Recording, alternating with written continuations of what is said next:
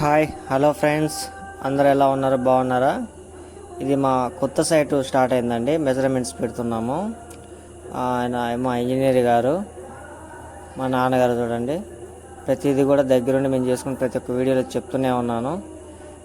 వీళ్ళు మా ఓనర్స్ అండి. వాళ్ళు అయ్యగారులు అనమాట. వాళ్ళకి వేరే వాళ్ళ పౌరోహిత్యం అక్కర్లేదు. వాళ్ళ పూజ వాళ్ళే చేసుకున్నారు. పూజ చేసేది కూడా భలే డిఫరెంట్ అండి. ఆ రోజు భూమి మొత్తం శుద్ధి చేసినట్టు మొత్తం వాన పడిపోయింది. ఎట్లా అని చెప్పి అనేసి బాధపడుతూ ఉంటే వాన మాత్రం తగ్గింది. తక్కువ వచ్చి వాళ్ళు ముహూర్తం చేసుకున్నారు. భూమి పూజ అయిపోగానే అట్లా కట్నం పెట్టి స్టార్ట్ చేస్తారండి. ఇక వెంటనే బోర్ పిలిపించేసాము. బోర్ వచ్చేసి 6.5 వేద్దాం అనుకున్నాము, కానీ ఆ ప్లేస్లో అనేది సెట్ అవ్వలేదు. అందుకని దాన్ని ఓన్లీ 4.5 చిన్న బోర్ పెట్టేసామండి. ఈ బోర్లో కూడా పెద్ద సమస్య అండి మాకు.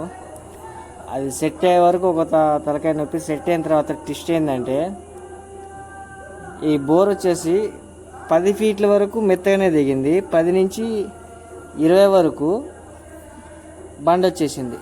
మాకు ఏం అర్థం కాల. అసలు ఫ్లాపా ఏమో అనుకున్నాం, భయపడిపోయాం బండ వచ్చింది అనే వరకు. చూడండి, ఇప్పుడు వేసేది రెండో పైపు. పౌడర్ చూసారు ఎలా వచ్చేస్తుందో బండ. ఈ బండ తగులుతూనే మా డాడీకి అయితే గుండెలు పట్టుకున్నంత పని అయింది. అంటే ఇక్కడ మేము ఉండే ప్రాంతంలో వాటర్ అనేది తక్కువ అనమాట. సేమ్ అలాగే బండ ఎక్స్పీరియన్స్ వచ్చే వరకు మా వాటర్ ఏందనుకున్నాము. కానీ దేవుని అదృష్టమో వాళ్ళ అదృష్టమో కానీ ఒక 10 ఫీట్లు మాత్రమే బండ ఉందండి. 10 తర్వాత 25 నుంచి తేమ తగిలిపోయింది. 25 ఫీట్లకే 25 ఫీట్ల నుంచి వాటర్ స్ప్రే కొడుతుంది చూడండి. 30 ఫీట్లకి ఫుల్ వాటర్. అసలు వాటర్ స్టార్ట్ అయిపోయింది. 30 ఫీట్లు వాటర్. అసలు ఓనర్లో వాళ్ళ ముఖం ఆనందం అయితే చెప్పలేము. ఎందుకంటే ఈ ప్లాట్కి ఒక 4 ప్లాట్ల అవతల 350 ఫీట్లు వేసినా కూడా వాటర్ అనేది పడలేదట వాళ్ళకు. తేమ తగిలి బోరు ఫ్లాప్ అయిపోయింది. అంటే తర్వాత నీళ్ళు ఊరినాయి అనుకోండి. ఫస్ట్ పుష్కలంగా అయితే వాటర్ పడలా.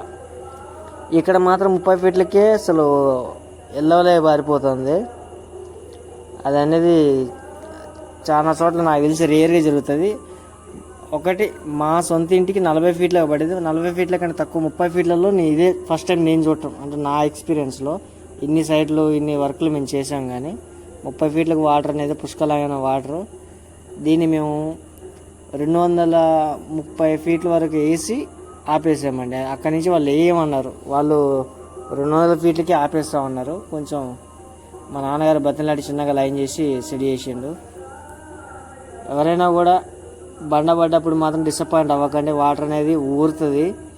కానీ మీరు ఎప్పుడు కూడా కన్స్ట్రక్షన్ అసలు ప్రాంతాల్లో ఎప్పుడంటే వానాకాలంలో మొదలు పెట్టుకోవాలండి. ఎందుకంటే వానాకాలంలో వాటర్ అనేది ఉంటుంది, ఎండాకాలం అనేది ఉండదు. కాబట్టి స్లాబుల వరకు వాటర్తో బాగా పని.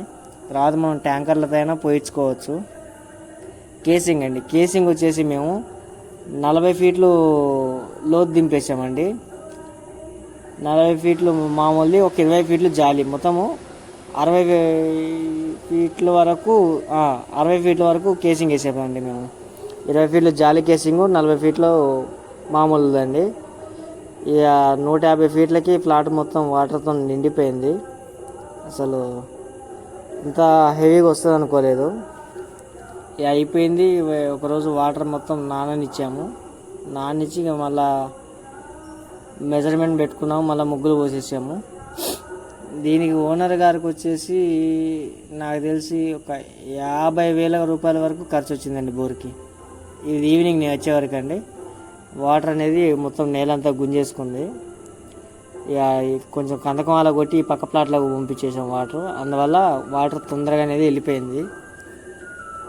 ఇక ముగ్గు పోసామండి. ముగ్గు పోసి ఎదురు ప్లాట్ చూపిస్తాను ఒకసారి.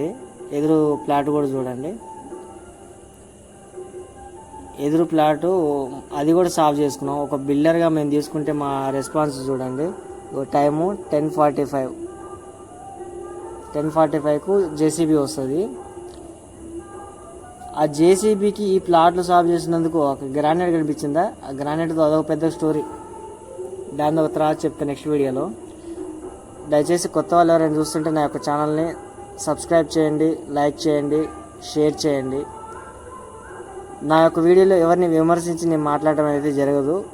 నా అనుభవాలు గురించి చెప్తున్నాను, మీరు చెత్త కామెంట్లు పెట్టకండి.